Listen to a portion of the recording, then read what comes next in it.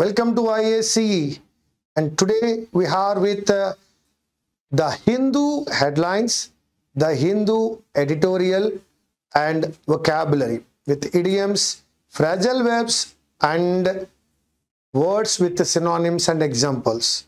Come on, let us see what is there on 14th June 2025.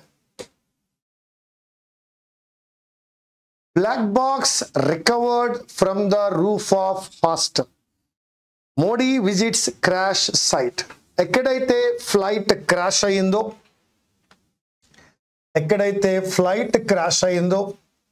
ఆ crash site ని Modi visit చేశారు. ప్రతి flight లో ఉండేటువంటి బ్లాక్ బాక్స్ దీంట్లో కూడా ఉంటుంది. యాక్సిడెంట్ తర్వాత ఆ బ్లాక్ బాక్స్ ని ఎక్కడ నుండి రికవర్ చేశారట? హాస్టల్ యొక్క రూఫ్ నుండి చేశారు. హాస్టల్ యొక్క రూఫ్ నుండి దానిని రికవర్ చేశారు. Air India's dream liner fleet. ఇప్పుడు బోయింగ్ 787 ఏదైతే ఉందో దాని పేరే డ్రీమ్ లైనర్. ఫ్లీట్ అనే పదాన్ని మనం గ్రూప్ ఆఫ్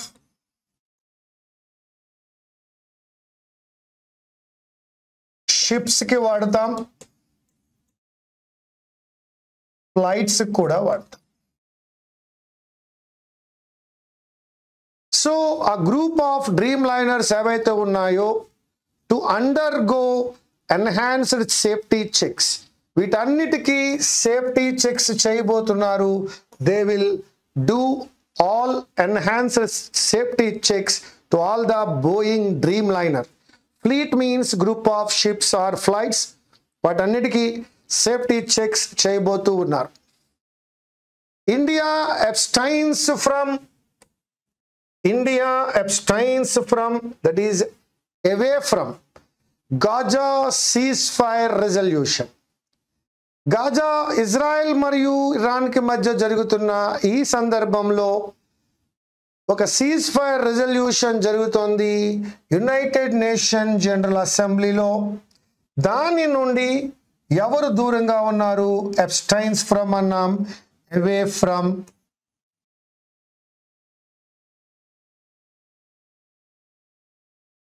ఆ పీస్ సీజ్ ఫైర్ మాకు తెలుసు, ఎండ్ ఆఫ్ వార్, కాల్పుల విరమణ ఒప్పందానికి ఆ రిజల్యూషన్ యునైటెడ్ నేషన్స్ జనరల్ అసెంబ్లీలో జరుగుతోందట. దానికి ఇండియా దూరంగా ఉంది. That is abstains from. For the 4th time in 3 years ఇటువంటి రిజల్యూషన్ యునైటెడ్ నేషన్స్ లో ఈ 3 సంవత్సరాలలో 4 times జరిగింది. For the 4th time India again abstained from that ceasefire resolution meeting. Now Modi talks to Israel PM. Modi Israel పిఎంతో మాట్లాడారు. Israel Iran మీద దాడి చేయడం మనకు తెలుసు. ఈ యొక్క Israel versus Iran war escalate అయింది. సో దాని మీద ప్రపంచ దేశాలన్నీ ప్రతిస్పందిస్తున్నాయి. అలాగే మోడీ కూడా మాట్లాడారట Israel PM. Calls for nothing but ask for. మరొక విధంగా దీనిని మనం డిమాండ్ అని కూడా అంటాం. ఈయన డిమాండ్ చేస్తుండరు, కేవలం అడిగి ఉంటారు. రీస్టోరేషన్ ఆఫ్ పీస్, మళ్ళా పీస్ని పునర్నిర్మించాలని పునఃస్థాపించాలని కోరుకున్నారు. రీస్టోర్ చేయాలట peace. Israeli hits Iran nuclear sites. Israel తన యొక్క సైన్యంతో దేనిని హిట్ చేసిందయ్యా అంటే yes, that is Iran nuclear sites ని. టాప్ మిలిటరీ లీడర్స్ ని.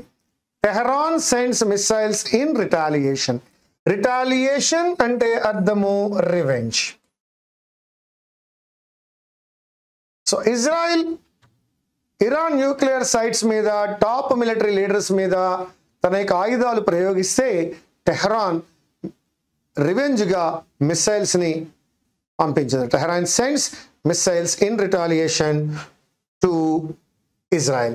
Tehran ఇజ్రాయెల్ మీదకి మిస్సైల్స్ను ప్రయోగించడం జరిగింది.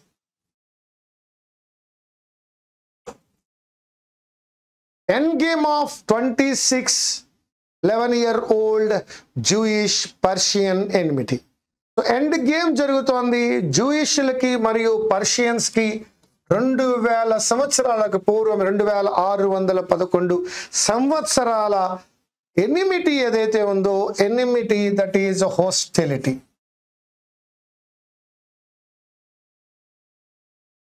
ఆ హోస్టిలిటీకి ఎండ్ గేమ్ పడబోతోంది. జూయిష్ పర్షియన్ హోస్టిలిటీ, వారి మధ్య ఉన్నటువంటి వైరానికి, శత్రుత్వానికి end game. The rat starts at the top of the aviation ladder. ఎక్కడ మొదలైందయ్యా ఈ రాట్ అనే పదాన్ని? దేనికి వాడతామంటే డికే అనే పదానికి వాడతాం. ఇక్కడ దాన్నే ప్రాబ్లం అనే పదంగా ఇచ్చాం. ఎక్కడ స్టార్ట్ అయింది? ల్యాడర్లో టాప్లో స్టార్ట్ అయింది. Iran says Israel attack declaration of war was severe punishment.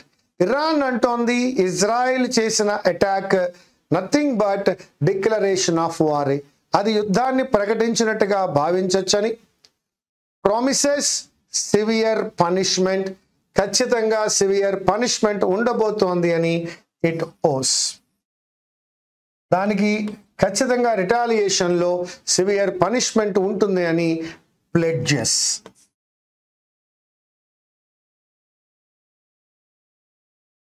Israel-Iran conflict means war, dispute, may impact అన్నాడంటే may cause oil supply to India. ఎప్పుడైతే ఇజ్రాయెల్ ఇరాన్ యుద్ధం జరుగుతుందో దాని వలన ఇండియాకు వచ్చే ఆయిల్ సప్లై ఎఫెక్ట్ అవుతుంది.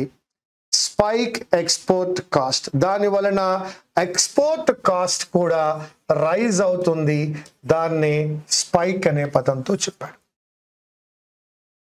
LTV breather.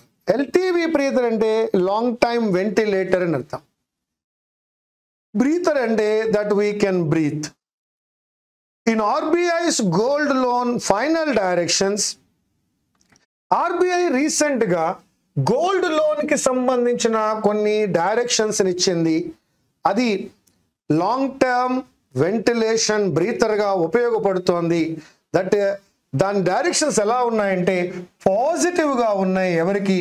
For non banking financial కంపెనీస్కి. క్రిసిల్ చెప్తోంది ఏదైతే ఆర్బీఐ గోల్డ్ లోన్ విషయంలో ఫైనల్ డైరెక్షన్స్ ఇచ్చిందో అదొక బ్రీతర్గా ఉపయోగపడుతోంది. ఆ బ్రీతరే పాజిటివ్గా ఉందట. ఎవరికి? ఎన్బిఎఫ్సిస్. ఈ బ్రీతర్ని లైఫ్ లైన్ అని అనుకోవచ్చు. లైఫ్ లైన్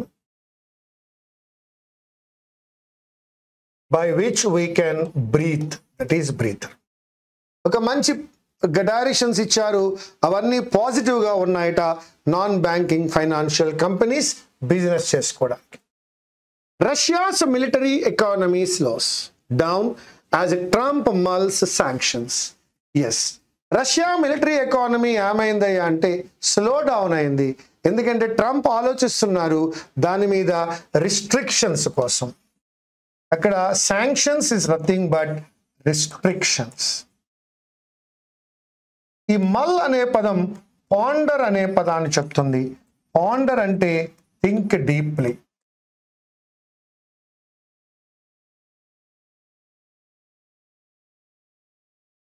ఎప్పుడైతే ట్రంప్ కొన్ని రిస్ట్రిక్షన్స్ని ఇంపోజ్ చేద్దాం అనుకుంటున్నారో ఎవరి మీద? రష్యా మీద. అందువలన మిలిటరీ ఎకానమీ ఏదైతే ఉందో అది slows down.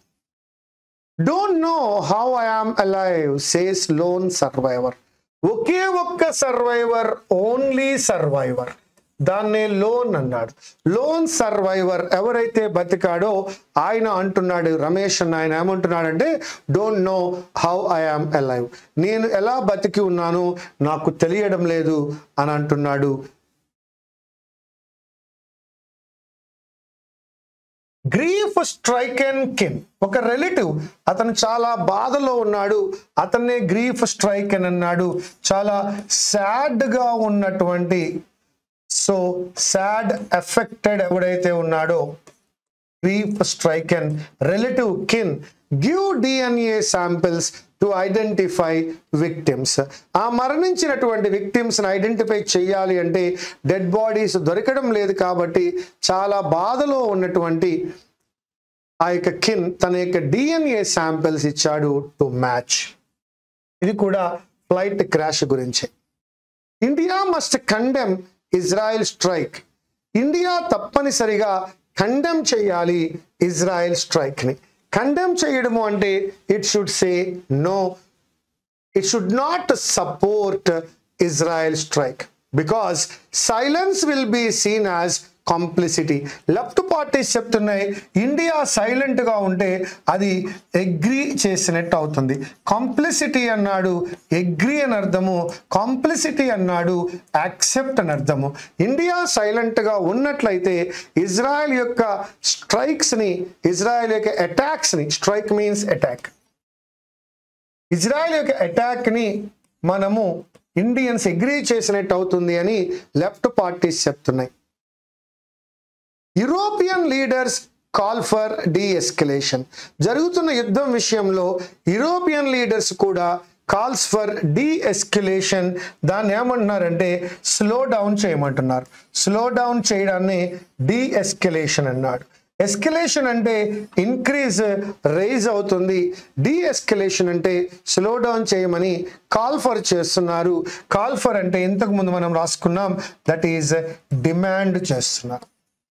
Calls for demand చేస్తున్నారు. Diplomacy as Iran conflict flares up.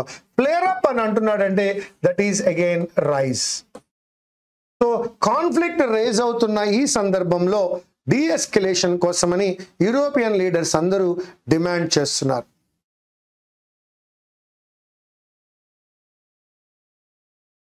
So డిప్లొమసీలో వెళ్ళండి, టాక్స్తో వెళ్ళండి, యుద్ధం వద్దు అని యూరోపియన్ లీడర్స్ చెప్తున్నారు.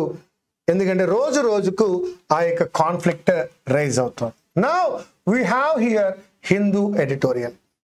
ఒకటి crash, crash here hit, and second one burn, fire అయిపోయింది.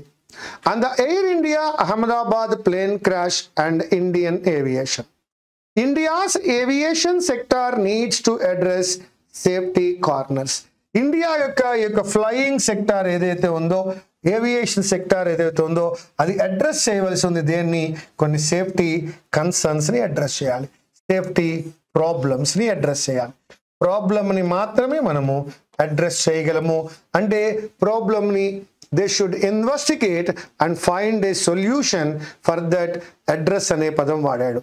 ఇన్వెస్టిగేట్ చేయాలి, అటువంటి సమస్యలు భవిష్యత్తులో రాకుండా ఆ సమస్యను వారు అడ్రస్ చేయాలి. The first hull loss of the Dreamliner, one of aviation's most advanced twin aisle aircraft అన్నాడు. సో ఏ బిగ్ లాస్ అనడానికి హల్ లాస్ అన్నాడు. హల్ లాస్ అంటే యాక్చువల్గా అవుటర్ పార్ట్ అని అర్థమవుతుంది. ఇక్కడ కంప్లీట్ లాస్ అని కూడా అనుకోవచ్చు. కాంటెక్స్చువల్ గా తీసుకున్నప్పుడు అదొక complete loss. Dreamliner total గా దాని యొక్క ఫిజికల్ గా టోటల్ లాస్ అయింది. One of aviation's most advanced twin aisle aircraft. ఈ ఎయిర్ క్రాఫ్ట్ కి టూ ప్యాసేజ్ వే ఉన్నాయట. అంటే రెండు పక్కల నుండి ఇక్కడ దిగే అవకాశం ఉంది. రెండు ప్యాసేజ్ వేస్ ఉన్నటువంటి అతిపెద్ద ఫ్లైట్ ఈ డ్రీమ్ లైనర్. దాని హల్ లాస్ అయింది. Is one that is unsettling. ఎలా జరిగింది అనేది తెలియడం లేదు. More so when there have been recent examples of survivability. Survivability అంటే లివింగ్, సర్వైవ్ అవ్వడం.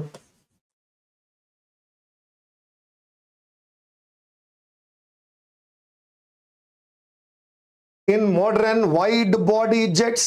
ఈ wide body jet Boeing. So ప్రపంచంలో ఉన్న జెట్స్ లో వన్ ఆఫ్ ద బెస్ట్ ఈ బోయింగ్. ఇవన్నీ చాలా పెద్ద బాడీ ఉన్నటువంటివి, వాటినే వైడ్ బాడీ జెట్స్. కానీ రీసెంట్ డేస్ లో ఈ యొక్క యాక్సిడెంట్ జరిగినప్పుడు ఎక్కువ సర్వైవ్ అయ్యారు. అటువంటి సందర్భంలో డ్రీమ్ లైనర్ లో ఎవరు సర్వైవ్ కాకపోవడం ఎక్సెప్ట్ వన్. ఇది విచిత్రమే. It is so unsettling. The tragic end to Air India flight AI171 on June 12, 2025. There was one surviving passenger. ఒకటి మాత్రమే ఒక లైవ్ ప్యాసింజర్ ఉన్నాడు, ఒక లివింగ్ ప్యాసింజర్. మిగతా అందరూ చచ్చిపోయారు. Just minutes after it's lift of. Just అప్పుడే టేక్ ఆఫ్ అయిందట. లిఫ్ట్ ఆఫ్నే మనం ఇక్కడ టేక్ ఆఫ్ అనుకోవచ్చు.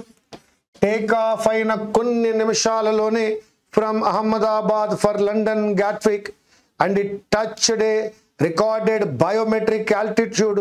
Biometric అనేటువంటిది అట్మాస్ఫియర్ ప్రెషర్ ని తెలియజేస్తుంది. బరోమీటర్ అనేటువంటిది అట్మాస్ఫియర్ ప్రెషర్ ని తెలియజేస్తుంది. అది 625 feet లో అది టచ్ చేసిందట. will be under much global scrutiny. International scrutiny జరగవలసి ఉంది. That is a check. That the crew were faced with a sudden and sharp turn of events on the 11-plus-year-old Boeing 7878. Crew ఎవరైతే flight crew ఉన్నారో అందులో పనిచేసే personal,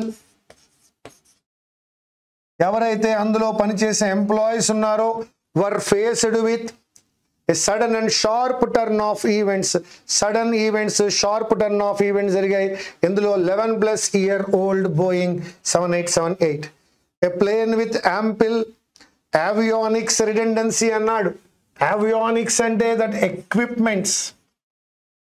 equipment ఏదైతే ఆ యొక్క flight లో ఉందో అది రెడెండెంట్ గా ఉందట, నాట్ నీడెడ్ అన్నాడు. Redundancy not needed. ఆ టెక్నికల్ గా లోపల ఉన్నటువంటి అవి యాంపిల్ గా ఉన్నాయి అన్నాడు. That is sufficient. సో కావలసినన్ని ట్రబుల్స్ ఉన్నాయి, అవసరం లేనివి అందులో. అండ్ రిలయబుల్ ట్విన్ ఇంజన్స్, నమ్మదగిన 2 ఇంజన్స్ ఉన్నాయి. The GEnx 1B67 rated at 67,000 lbs of thrust each has led to much speculation about the cause. ఎలా జరిగిందయ్యా ఈ యొక్క క్రాష్ అనే దాని మీద చాలా స్పెక్యులేషన్స్ ఉన్నాయి, చాలా ఊహలు ఉన్నాయి. Experts have suggested reasons such as issues with load planning. దాన్ని మనం నిన్ననే మాట్లాడుకున్నాం. ఓవర్లోడ్ అయి ఉండొచ్చు.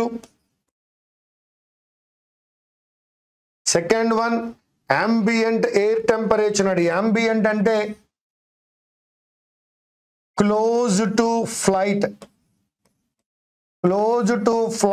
Air temperature. ఫ్లైట్ అవుటర్ భాగంలో ఉన్న ఎయిర్ టెంపరేచర్. ambient అంటే very close surface. So on the surface, flight surface దగ్గర ఉన్నటువంటి ఎయిర్ టెంపరేచర్ అయి ఉండొచ్చు. అండ్ ఇంజిన్ పెర్ఫార్మెన్స్ బాగుండకపోయి ఉండొచ్చు. లేదా వింగ్ సర్ఫేస్ సెట్టింగ్స్, ఆ వింగ్ పైన ఉన్నటువంటి outer part, surface outer part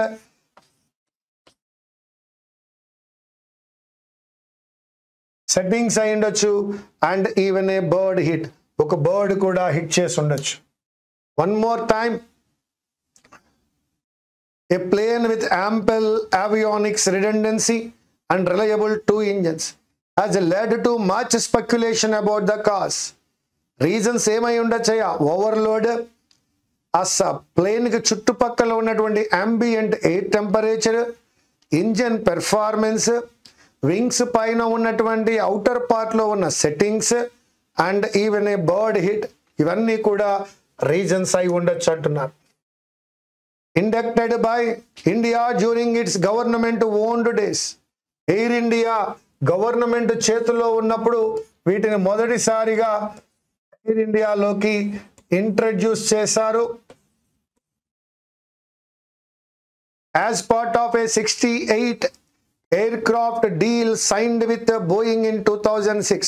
2006లో 68 air craft కోసం ఒక అగ్రిమెంట్ సైన్ చేశారట బోయింగ్ తో.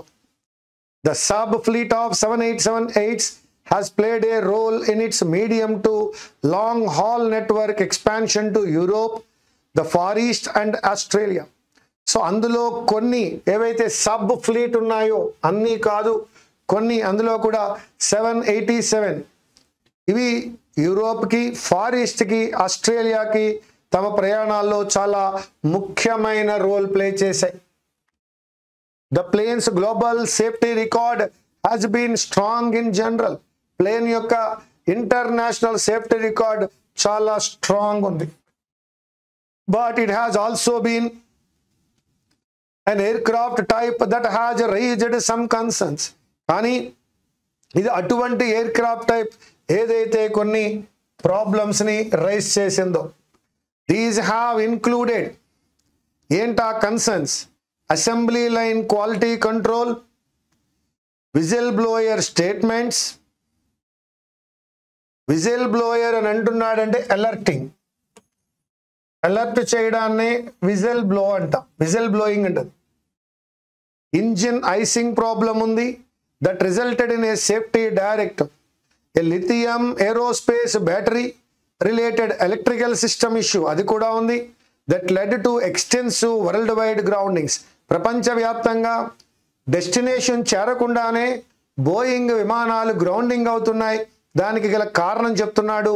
ఏ లిథియం ఉన్నటువంటి battery, lithium battery, aerospace related electrical system issue that led to extensive worldwide groundings. And emergency locator transmitter battery fire that caused heat damage. అంతేకాకుండా emergency locator transmitter ఏదైతే ఉందో అది fire అయ్యి heat కారణమైంది. And in 2024 an in-flight upset that was linked to a feature, ఒక feature కి link అయి ఉంది in the flight deck crew seat. ఎవరైతే డెక్ దగ్గర కూర్చున్న క్రూ ఉంటారో వారి యొక్క సీట్ దగ్గర ప్రాబ్లం వచ్చింది. అది కూడా ఈ యొక్క బోయింగ్ విమానాల్లోనే వచ్చాయి అన్నాడు. All ice will be on the how the airlines new owner. అందరూ డేట్ చూస్తున్నారు. All ice, everyone is looking at Tata Sons. Tata Sons with 25.1 shareholding by Singapore Airlines Limited. ఇది ఎలా స్టీర్ చేస్తుంది అని చూస్తున్నారు. స్టీరింగ్ అంటే మేనేజెస్ సిచ్యువేషన్ ఎలా, it's operations and addresses safety concern. ఈ సేఫ్టీ కన్సర్న్ ని ఎలా అడ్రస్ చేస్తుంది, తన ఆపరేషన్స్ని ఎలా మేనేజ్ చేస్తుంది అని అందరూ చూస్తూ ఉన్నారు. All eyes are there after an unprecedented 4 airline merger. ఇది ఎవరు ఊహించినటువంటిది, ఇంతకు ముందు జరగనటువంటిది, that is unexpected.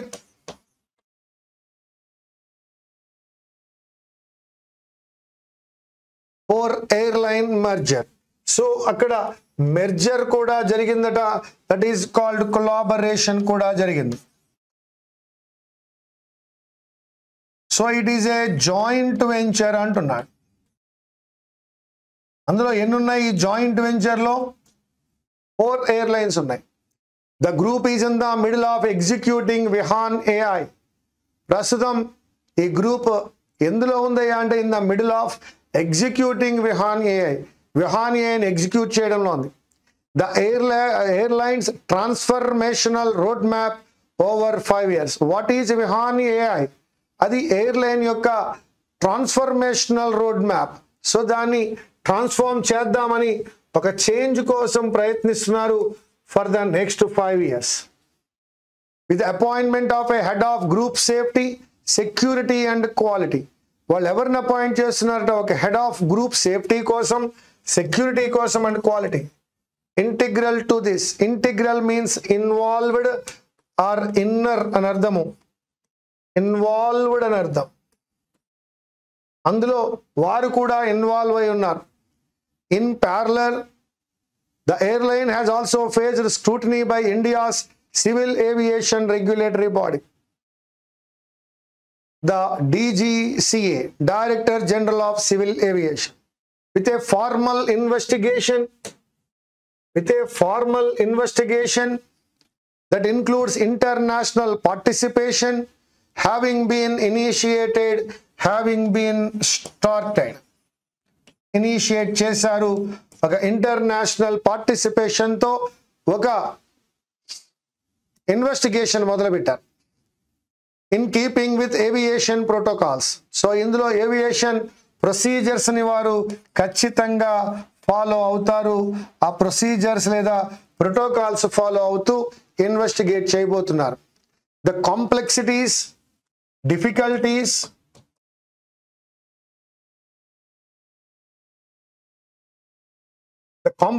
the difficulty that a first time 787 crash analysis could throw up should be ironed out.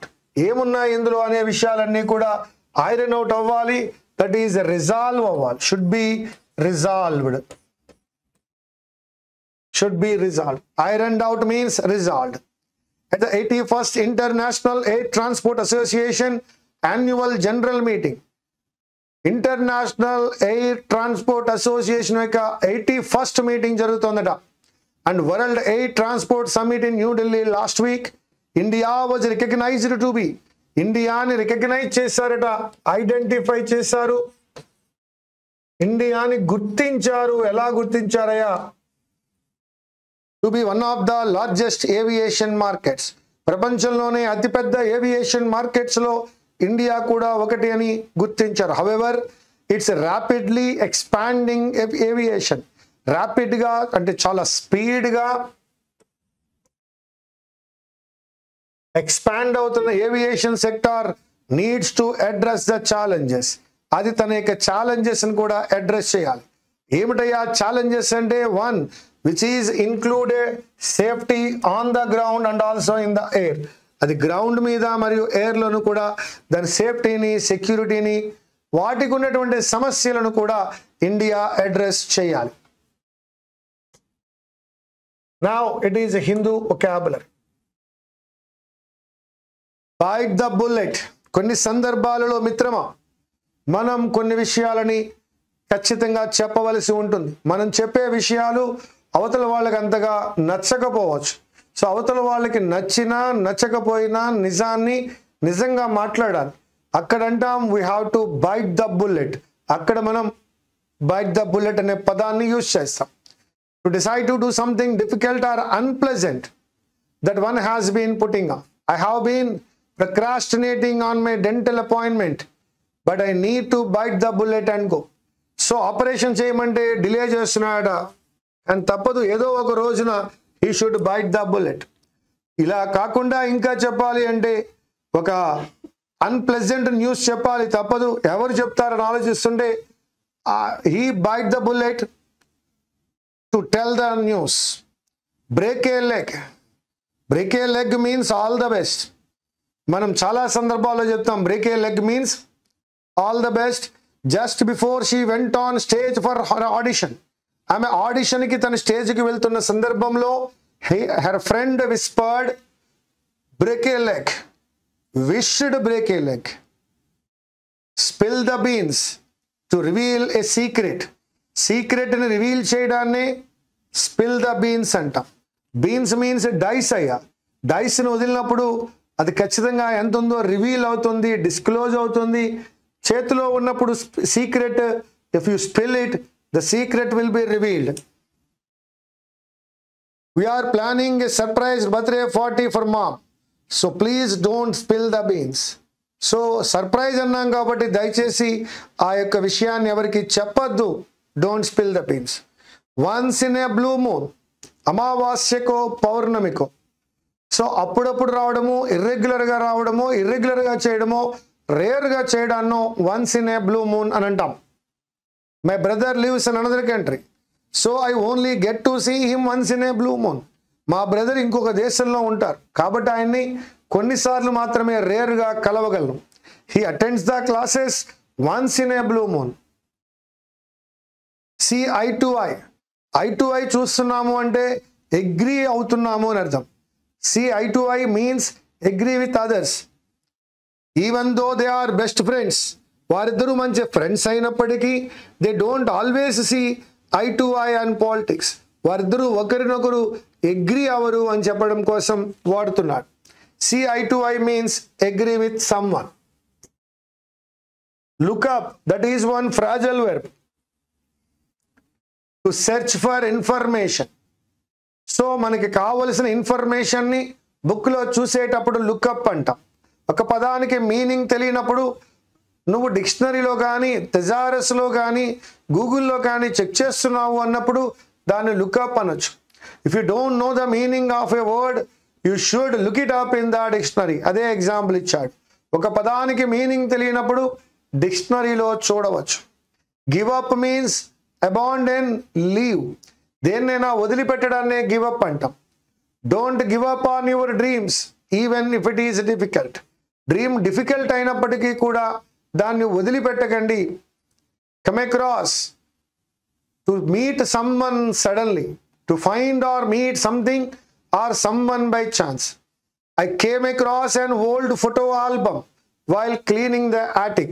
Attic ని క్లీన్ చేస్తున్నప్పుడు ఒక ఓల్డ్ ఫోటో ఆల్బమ్ నాకు సడన్ గా కనిపించింది. రన్ అవుట్ ఆఫ్, నిన్న మాట్లాడుకున్నాం రన్నింగ్ అవుట్ ఆఫ్ అంటే దట్ ఈజ్ ఎక్స్పైర్ అని. We have run out of milk. So మా దగ్గర ఉన్న మిల్క్ అంతా అయిపోయింది. So I need to go to the store. కాబట్టి ఇప్పుడు నేను షాప్కి వెళ్ళాలి. Call of means cancel. Call off, the workers called off their strike anta. Call off, called off, the workers called off their strike. They had to call off the outdoor concert. Outdoor concert ni vallu cancel chesaru due to the heavy rain. Rain ఎక్కువగా ఉండడంతో outdoor concert ని call off చేశారు. Call off means cancel. Benevolent అంటే అది kindly అని అర్థం. Benevolence, benevolent. బెనే అంటే good, కైండ్గా ఉంటేనే బెనవలెంట్ అంటాం. కంపాషనేట్గా, చారిటబుల్గా, జనరస్గా, హ్యూమెన్గా ఉండడం. Antonyms malevolent. మాల్ అంటే బ్యాడ్, బెనే అంటే good. Bene means good. Benefit, beneficiary, beneficial, benefactor, bona fide, all these are bene. Mal means bad, malicious, malevolent, malpractice, that is unkind, cruel, stingy and malicious. Ephemeral, చాలా తక్కువ కాలం ఉంటే ఎఫిమెరల్ అంటాం. చాలా ఎక్కువ కాలం ఉంటే perennial అంటాం. ఇక్కడ మనకి అది పదం లేదు, but I am writing the opposite word that is perennial. Correct పదం అదే, ఎగ్జామ్లో ఇచ్చే పదం అదే. ఎఫిమెరల్ అనే పదానికి opposite word perennial, PERENNIAL. Transitory అంటే తక్కువ సమయం ఉంటుంది. ఫ్లీటింగ్, షార్ట్ లివ్డ్, తక్కువ సమయమే. మొమెంటరీ, ఒక్క క్షణమే ఉంటుంది. ట్రాన్సియంట్ అంటే మారిపోతూ ఉంది, తక్కువ సమయం. పర్మనెంట్ అన్నా, ఎటర్నల్ అన్నా, everlasting, perpetual, enduring, perennial. ఇవి కలకాలము ఉండేవి. Ubiquitous means omnipresent, that is present everywhere. దాన్నే పెర్వేజివ్ అని, యూనివర్సల్, వైడ్ స్ప్రెడ్ అంటాం. అది మరి అన్ని చోట్ల లేనప్పుడు rare, scarce, uncommon, localised, limited. Candid అంటే ఆనెస్టీ ఉంటుంది, ట్రూత్ఫుల్ ఉంటుంది, ఫ్రాంక్ అన్నాడు. మరి opposite dishonest, secretive, indirect, evasive, reserved. So that candid employ అంటాం. ఆనెస్ట్, లాయల్ ఎంప్లాయీ అని అర్థం. మిటిగేట్ అంటే to make less, to make less severe, to make less serious, or to make less painful. దాన్ని alleviate అంటారు. మిటిగేట్కి synonym alleviate. మంచి పదం, మనకి ఎక్కువగా కనిపించే పదం. ఆపోజిట్లో అగ్రివేట్ అండ్ ఇంటెన్సిఫై ఉన్నాయి, ఇది ఎగ్జామ్స్లో కనిపించేవి. సో మిటిగేట్తో పాటుగా మనం ఎలివియేట్ సినానిమ్ గాను, అగ్రివేట్ యాంటనిమ్ గాను, ఇంటెన్సిఫై యాంటనిమ్ గాను తీసుకోవచ్చు. These we can see in the examination. ఇది ఎలివేట్ కాదు, ఎలివియేట్ అని చదువుకోండి. మిటిగేటింగ్ అని అర్థం. Mitigating pain, reducing pain, that is mitigating. Pain పెరుగుతుంటే అగ్రివేట్ అవుతుందని, పెయిన్ పెరుగుతుంటే ఇంటెన్సిఫై అవుతోంది అని చెప్పచ్చు. So these are the words that we have today. Yes my dear friends, ఈరోజు మీరు హెడ్లైన్స్ చూశారు, ఎడిటోరియల్ చూసుకున్నాం. ఈరోజు ఎడిటోరియల్లో లిటరరీ టర్మ్స్ కన్నా టెక్నికల్ టర్మ్స్ ఎక్కువగా ఉన్నాయి ఏవియేషన్కి సంబంధించి. రీసెంట్గానే మనం ట్రైన్కి సంబంధించిన పదాలు చూసాం, ఈరోజు ఫ్లైట్కి చూసిన పదాలు చూసాం. అదేవిధంగా ఫైనల్గా ఇడియమ్స్, ఫ్రేజెస్ అండ్ వర్డ్స్ కూడా చూస్తున్నాం. ఇవన్నీ మీకు కావాలి అనుకున్నట్లయితే టెలిగ్రామ్ ఛానల్లో వీటి గురించి ఉంటుంది. మీరు ఆ టెలిగ్రామ్ లింక్లో వీటిని మీరు తీసుకోవచ్చు. దీన్ని స్కాన్ చేయడం ద్వారా కూడా వీటి యొక్క పీపీటీ మీకు దొరుకుతుంది. ఇప్పటికే మనం గత 11 రోజులుగా ఈ వొకాబులరీని ఎట్ ద ఎండ్ నేర్చుకుంటూ ఉన్నాం. సో వాటన్నిటిని చూడండి, నోట్స్ మెయింటైన్ చేయండి. అతి త్వరలో మీ ముందుకు ఒక టెస్ట్ రూపంలో రాబోతున్నాను లైవ్లో. I wish you all the best. Thank you very much.